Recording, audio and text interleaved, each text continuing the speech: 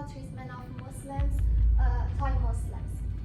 First, southern Thailand was a Malay kingdom called Patani Kingdom.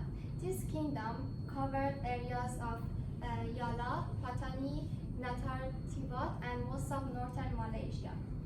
This kingdom was invaded by Siamese kingdom in late 16th century and it was divided to 7 kingdoms in early 18th. In 1909, Siamese kingdom signed a treaty with British called Bangkok Treaty. In this treaty, areas such as Naratibat, Yala, Patani, Satu, and Sangala remain under Thai government, while areas such as Kelantan, Kedah, Perlis, Terengganu were given to British. This treaty was signed without the consent of Malay kingdoms. Southern Thailand served as a dumping ground for incompetent and corrupt civilian and military officials. Daily life in this area is plagued by corruption, plagued by high banditry and lawlessness. In 1960, Field General Marshal Sarit decided to forcibly bring Islamic schools under Thai ministry. However, one school took issue with this policy and decided to take up arms to fight against this decision. Since then, various groups of Muslim separatists have formed. In 2000, authorities responded with military and legal actions against this separatist group.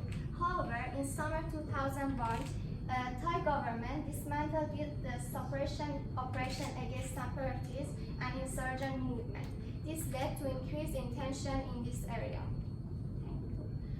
Next slide, social inequality in southern Thailand will be explained by my friend Umar.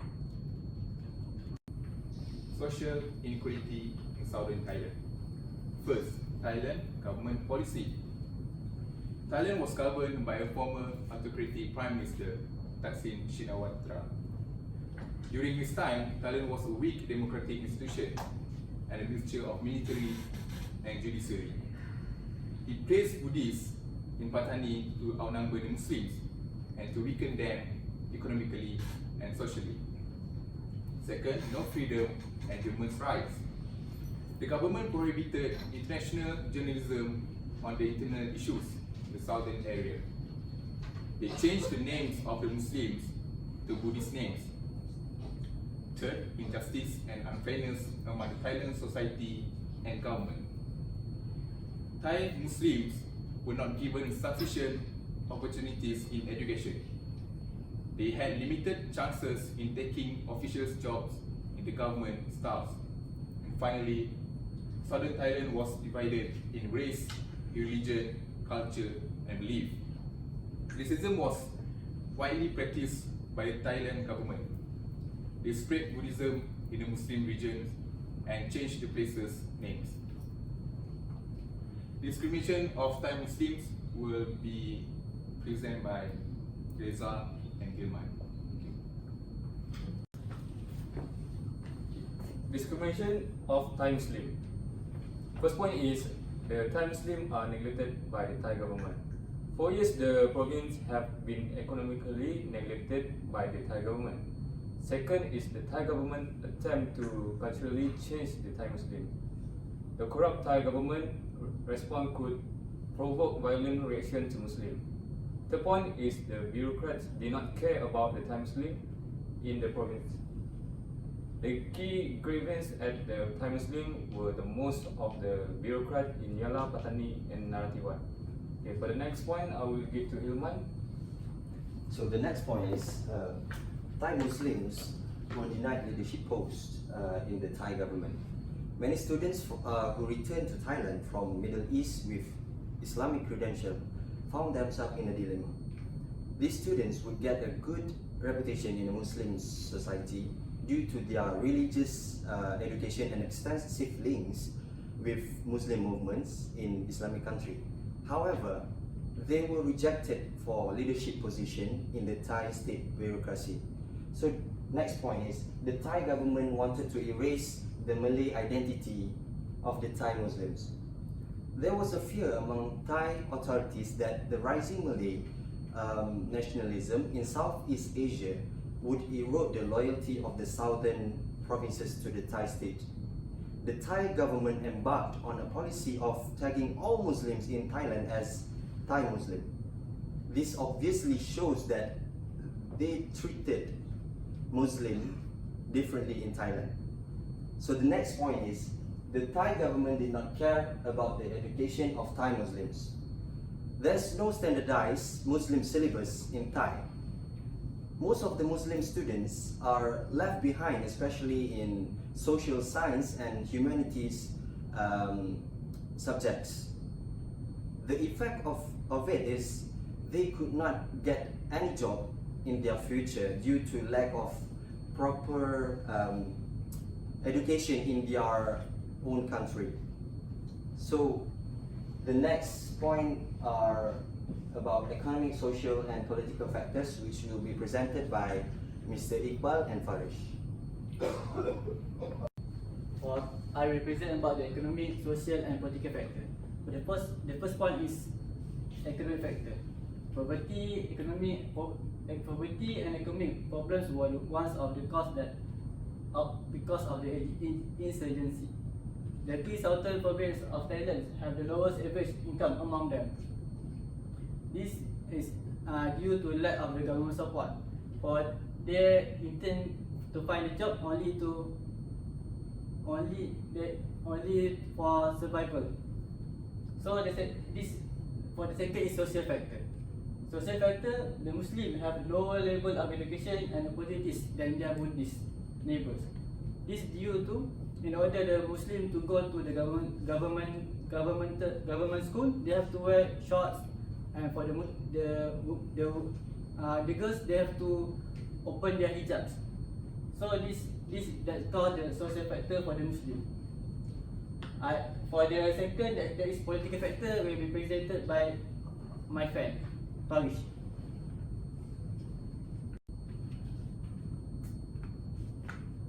Thank you, Iqbal, for explaining about economic and social factor.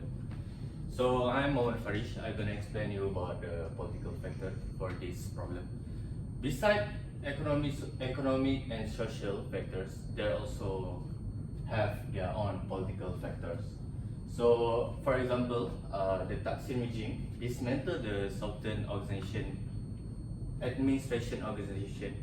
So, the Thaksin tried to dismantle or remove all the admin's organization and then replace it with the corrupted police force. So this corrupted police force tried to take over the local community, but their aim is the Muslim leader. So this corrupted police force, they target the Muslim leader community. So after this action, the discontentment in the Muslim caused the growing violence during 2004 and 2005. This is because the Muslim rise tried to provoke the action that do by Thaksin. And as this growing of violence, in the 2005, in the general election, 10 out of the 11 incumbent Muslim MP who stood for election were voted out of the office. So because of this growing violence, 10 of 11 incumbent Muslim been voted out from the office. So I'm gonna pass to Dinesh for the next presentation. So thank you.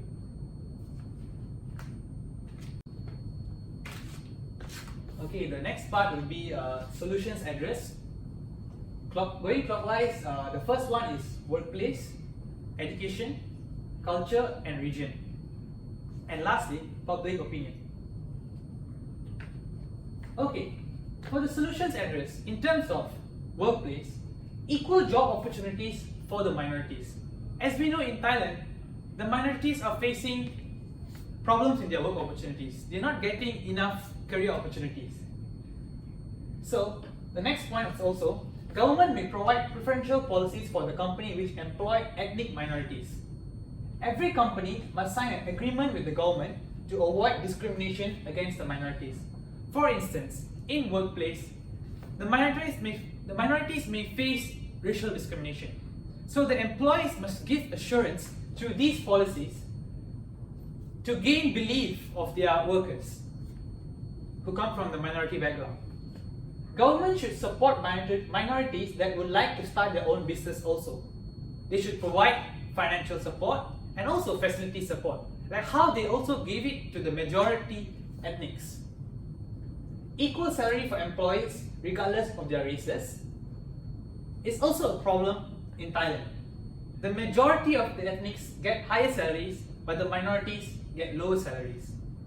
So this problem should be solved.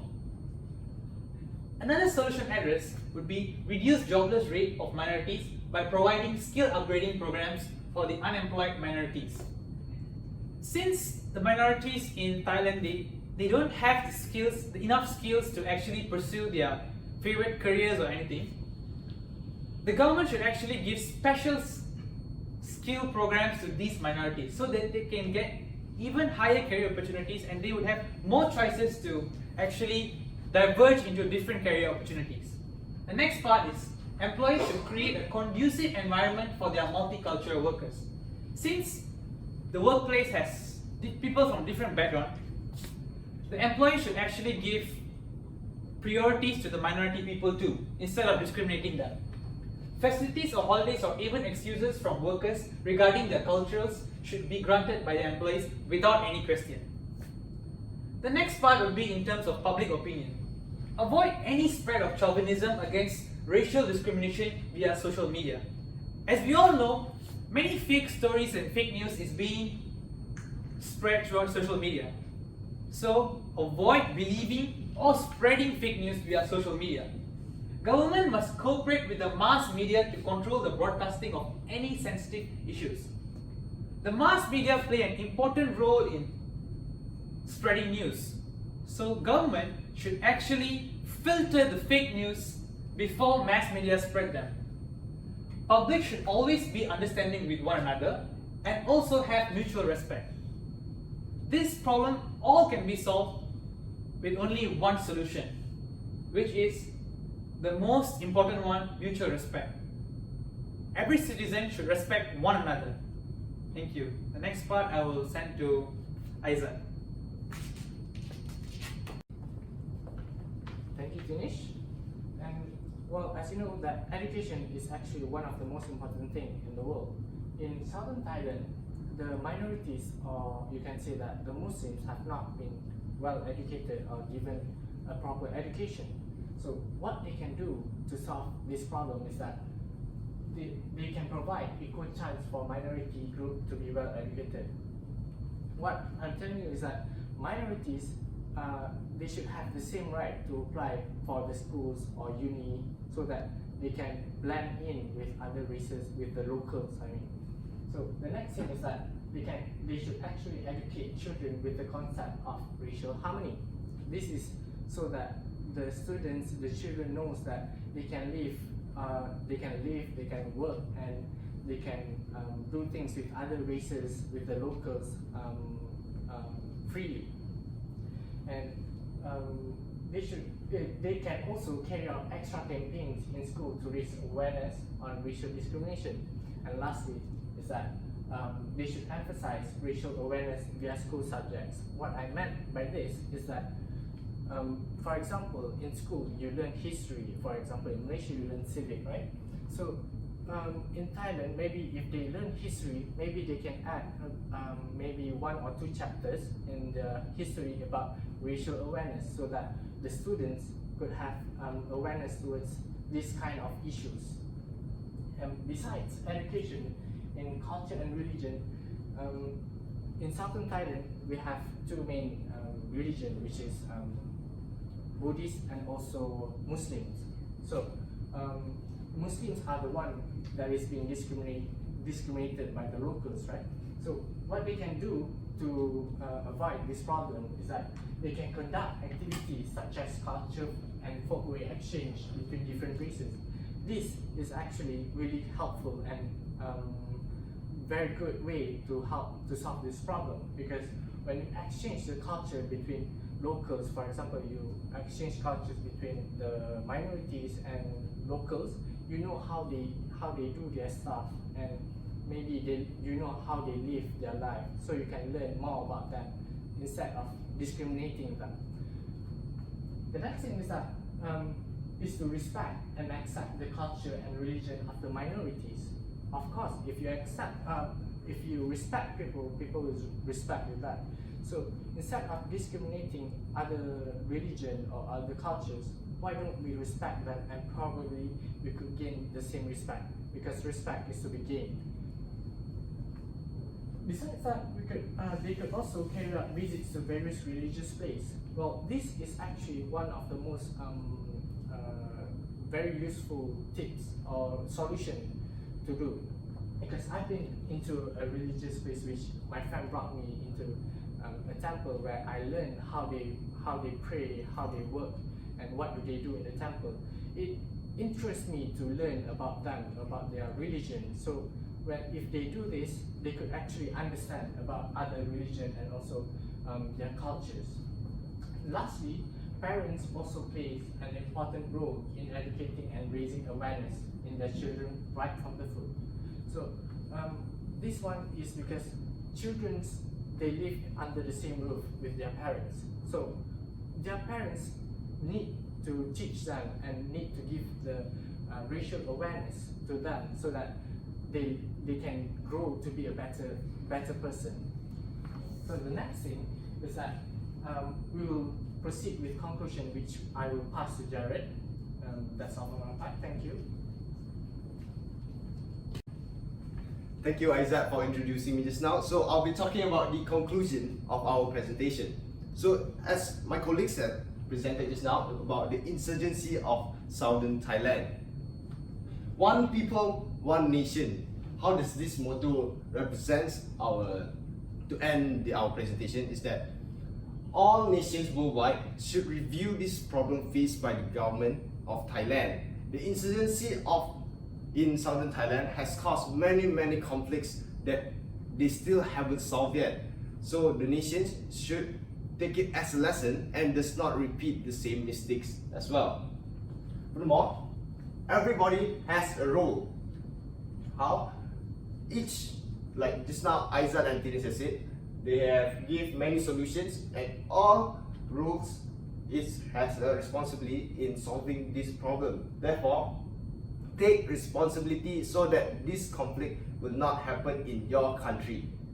So I think that's the end of our presentation. Thank you very much, and thank you.